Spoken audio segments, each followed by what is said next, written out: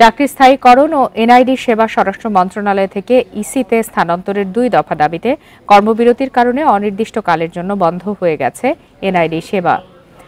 দাবি আদায়ে সকাল 8:30 থেকে আগারগাঁওয়ের নির্বাচন ভবনের সামনে এই অবস্থান কর্মসূচি শুরু করেন নির্বাচন কমিশনের IDEA2 প্রকল্পের আউটসোর্সিং এর কর্মকর্তা কর্মচারীরা। এতে এনআইডি সেবা বন্ধ করে দিয়েছে নির্বাচন কমিশন। দাবি আদায় না হওয়া পর্যন্ত এই সেবা বন্ধ থাকবে বলেও ঘোষণা দিয়েছেন আন্দোলনকারীরা। IDEA2 প্রকল্পে বর্তমানে 2260 জন কর্মকর্তা কর্মচারী কাজ করছেন। তারাই মাঠ পর্যায়ে এনআইডির কাজ করেন। আমাদের কর্তৃপক্ষ যত দ্রুত আমাদের দাবিগুলো মেনে নেবে তত দ্রুত আমরা কাজে ফিরতে পারবো এবং এনআইডি সেবা সঠিকভাবে দিতে পারবো।